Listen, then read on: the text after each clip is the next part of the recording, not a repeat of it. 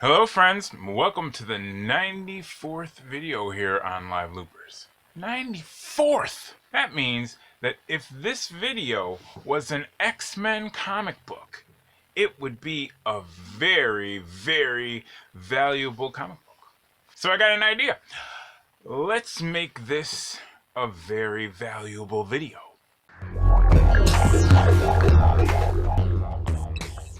I have been making music-related videos and live performance videos for 10 plus years here on YouTube, and I have been doing that with very little budget, very small budget has been. And so I have picked up a lot of valuable information on how to just get it done without spending a lot of money, and I am hoping that you will not mind if I will share that information with you that I have picked up along the way. I'm going to be talking a little bit about lights, cameras, action. Some people these days have those fancy schmancy, what you call low light cameras, and they can do amazing things. I have no idea how they do them with not a lot of light and still get good image quality. I wouldn't know anything about that because I can't afford any of those low light cameras, but I can tell you a whole lot about how you can light a video set without spending a lot of money, because I have had a whole long journey figuring out how to do it. Before I even go into it, I will say that if you really want like a deep dive into lighting, which you probably should have if you're not too familiar with lighting, you should go on the YouTube and type in the search engine and look up 3-point lighting, because getting your lighting right and knowing a bit about how to light a scene is really important, and there are a ton of useful videos already out there. What we'll go into is how do you get some lights, and what kind of lights do you get, and how do you put them where they need to go. First thing I tried, because I am a fan of the colored lighting. Oh, you'd like me to be colored, wouldn't you? Compact fluorescent light bulbs. And I, in my early days of shooting videos, could do a lot. You know, get yourself a good red bulb and get yourself, you know, some yellow bulbs and all that stuff. And that doesn't end up, like, if you need a lot of lights, that doesn't end up being super cheap. I mean, it's cheap-ish. Also, I would pick up, like, just go to the dollar store and just pick up a tiny little plastic lamp, plug that into the wall, screw the compact fluorescent bulb into it, and then just set them in different places around the set, and just go with that and try to get it as best as I can get it. And I was having decent results with that, and for pretty cheap. At some point I discovered that also reasonably cheap, more expensive than just getting a really cheap plastic lamp at a dollar store, is getting one of these hanging lights from the hardware store. These cost, like, you know, 10 to 15-ish bucks, but they give you a good value because they have this little clamp, and you can clamp them onto high things, and it's easier to just set them. You can set them in more places, you have more options. Screws right in, plugs into the wall, got your light. From there I graduated to just bright white LED strips that you can get at the dollar store also. Those will run you about $5, and they are very bright, and they will give you a very bright white light, and then you can color the light out of that if you want to, just by using tissue paper. And the tissue paper also helps as a diffuser, so you can soften the light so it's not such a harsh bright white light right in the face, and gives you the color that you want if you can have access to different color tissue paper. But when I graduated from that, I arrived at my current solution, which is to just grab these little things, which, ooh, I love these little things. They're so versatile, because, yeah, 20 to 25 bucks or whatever it is, buy it online, and you can have yourself a really, I mean, you have full spectrum, full color spectrum. It has little readout panel in the back and a little jog wheel, and you can dial in exactly what color you want. You can dial in the saturation, which means how white versus colored you want it. You can dial in the brightness, so you don't have to worry about any kind of diffusers or anything. If it's too bright, too much harsh light on your face, you just dial it back down. I mean, it's very, very versatile. So just a few of these can light most of your smaller scenes that you need. If you need to light a huge scene, I'll give you some bonus tips at the end of the video. You can hang around for that or jump to the end of it. You can do what you want.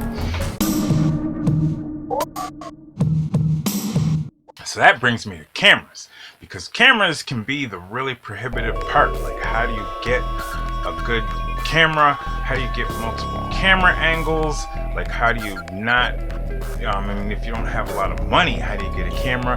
How do you put the cameras in the right places if you don't have, like, you can't hire a cameraman, if you don't have friends or whatever? I mean, like, how can you, if you're doing it on your own, like I have mostly been, how do you get cameras positioned up in the air somewhere? First of all, let's talk cameras. I started with just whatever camera had, like, you know, a family member donated a camera, and then we had a band had a band camera. Big drawback of like using a hodgepodge of different cameras from all kinds of different sources is that every time you switch camera angles, your video doesn't match. I mean, it really, different cameras have really wildly different color quality and brightness settings. You can do your best to try and dial it in. Maybe it'll sort of almost match, but for me, multiple camera angles with a hodgepodge of very different cameras was not getting the job done. So you got a better option than me, then roll it out! I went and did a lot of research for months and tried to figure out what is the cell phone. I wanted it to be a cell phone because cell phones seemed way more affordable than actual cameras. So I was like, what cell phone has the best quality self-facing camera? And this was like years ago. I wanted it to be the self-facing camera with the high resolution because I would like to be able to direct my video as I'm making my video. I would like to be able to see myself. Highest resolution, best quality, front-facing camera that I could find. I found a phone. This phone was made by LG, which is now out of business. They don't make phones anymore. But I have found that since LG has went out of business, this wonderful phone has come even down in price. And it makes sense that it comes down in price because this phone is qualified to work on like a 2G network, and there are no 2G networks around anymore. So this phone like doesn't work as a phone, and so the price has come down even cheaper. When I first discovered this phone and bought this phone is called the LG X Power. And when I went to buy this, it was like $80, and I was like, wow, $80, I could probably afford a couple of them. So yeah, I bought one for $80, and then a few months later I saved up and bought a second one, and then I had two camera angles, and those two camera angles just matched perfectly. And as I said, at some point subsequent to that, LG went out of business, and the phone technology kept getting higher, so the price of these old things kept going down. Now you can get these things for about like $30. So I have like that camera angle, and this phone, and an even extra phone. I could have up to 4 camera angles, and now these are like $30 a piece, and that is a really, really affordable way. I don't know of a more affordable way. If you know of a more affordable phone than that, please leave it in the comments. I would love to find out. So now, an interesting thing is, okay, but then how do you put the cameras in the different camera angle spots? You can get yourself a tripod, and tripods work. Tripods are great. They are just a little pricier than what I have found as an alternative, but they totally work and they're fine. I also find that I have absolutely fallen in love with like these little things, which are these little teeny tripods that like wrap around things, because you can just like the hanging lights, you can like wrap them to things, and that gives you a whole lot more versatility options in terms of where you can hang them on things and place them all around. That's a really cool option. But for me, what I have found that I love as an idea, hear me out on this, using a microphone stand. Yeah, microphone stand, you know, you just twist the thing, you can go as tall up and as far down, you know, I mean, it's got a big range in terms of getting things up at eye level and even higher than eye level. And you say, oh, well, a microphone stand, you know, that has a mic clip on the end of it, how do you put a camera on it? Well, all you need is this little adapter that has camera screw-in thing, and then a camera phone adapter.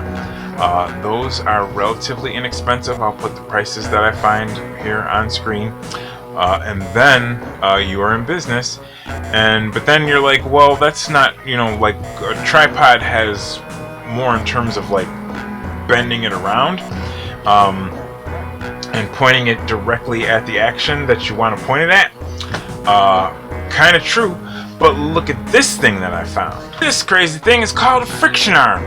I had never ever heard of this thing in my life, but when I was watching a video on how to make videos and somebody just like casually mentioned that this thing existed, and then I had a name for the thing that I needed, yeah, friction arm is what it's called. And all you do is you untwist the knob, and then you can like position this all around in all kinds of ways. And when you get it dialed in exactly where you want the camera pointed, just twist the knob back, and then it all locks in place. Just perfect. I love this thing. It's not super cheap, but the one that I bought, I have never regretted buying. But what I've found also that works even better for me, for my personal what I need, is a gooseneck. Yeah, a regular microphone gooseneck. You just have the microphone stand, you put a gooseneck on that thing, and then you put the adapter and the camera phone holder, and then you've got a perfectly, you just swing it right into place. It's super simple and easy. I mean, you know how easy it is to adjust a gooseneck. Just, and a gooseneck is super affordable, more affordable than a swing arm, I think, in most cases. So that is an awesome solution. And so camera 1 and camera 2 right here are just on mic stands, on goosenecks, and that is perfect. So that is lights and that is cameras. What about the action? You know, how do you get a good set? How do you get a good video idea? How do you film a good video idea? I mean, look at this. This is the spaceship made out of tape that I make all these live loopers videos in. I mean, this is made out of just found materials and really inexpensive stuff, and of course tape. This right here is just a hollow core door. At the reuse store, you just pick up hollow core doors, and then I connected 2 hollow core doors together with hinges, and so you just have like a folding thing that just folds out, and you can just put it away very nice and easy. Giving away all my secrets, but yeah, the spaceship made out of tape is made out of like hollow core doors and tape and computer circuit boards and pool noodles and, you know, just inexpensive stuff. You just get your ideas going, and who knows where it stops. It's never. And that is what it's all about. It's mostly just about ideas.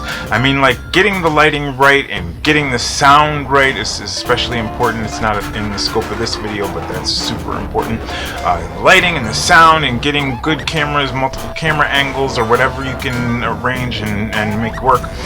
And then what really makes it fly or not fly is the awesome ideals. So I am just going to show an example, a montage of some of my favorite ideas that don't take a huge budget to film, but it's just the better idea you're starting with, and the better your results is going to be. So check out some of these.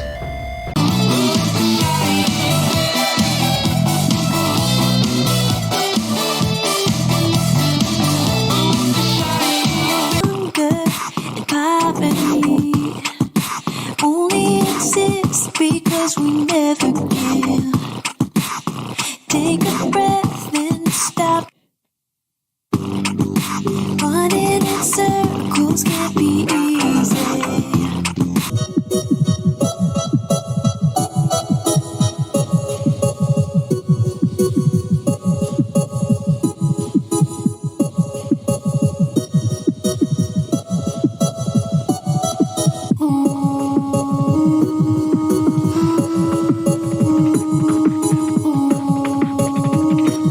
And now a few super duper extra bonus tips as a thank you for sticking around to the end. First of all, lighting. What if you need a ton of lighting? First and foremost, if you need like a really great light, then nothing is ever gonna beat the sun. If you can make advantage of the daytime, great. But what if you have like an indoor location, like you got a good cheap access to like a warehouse or an airplane hangar or something for a day, and you got a big huge enclosed dark space that needs a lot of light, like more than like a few of these is not gonna cut it, then what you probably might need, you're looking at needing one of these. This is a halogen bulb, and when you plug it in, it is super bright. Super bright. You probably don't want to use it in an enclosed space like this, or like a small space, because it also puts off a lot of heat too. Unless you're shooting it in like a really freezing small enclosed space and you need like a really quiet heater too, maybe. And so likewise, what do you do if you need a ton of camera angles and you're not going to be able to have enough phones? It's just what you do then is you make an event and you just invite all your fans and friends to come bring their cell phones also, and then you make it as easy as possible to transfer all the video before they even leave. You make sure that you have a way to have some kind of hard drive and some kind of transfer for iPhones and a transfer for Androids, and you just grab all that video before even people get a chance to leave, and make it super easy to get the video to you. And then you do have the problem of the video not necessarily matching, but just lean into that and make it super not matchy and just have a interesting video that way. And last thing I'm going to say about Action is that when it comes time to edit all of this video together, you are not going to beat, completely not sponsored in any way or affiliated or nothing, but just I will say that DaVinci Resolve from Blackmagic Design, oh my goodness, they have a free version of their video editing software, and ever since I have switched to DaVinci Resolve, my goodness, there's just so many cool effects and transitions and different things that you can use, and you can use it for free if you need to, and that fits in your budget. I guarantee that's my favorite price of all, free. I love free. So yeah, DaVinci Resolve, and that's all I got. Cut.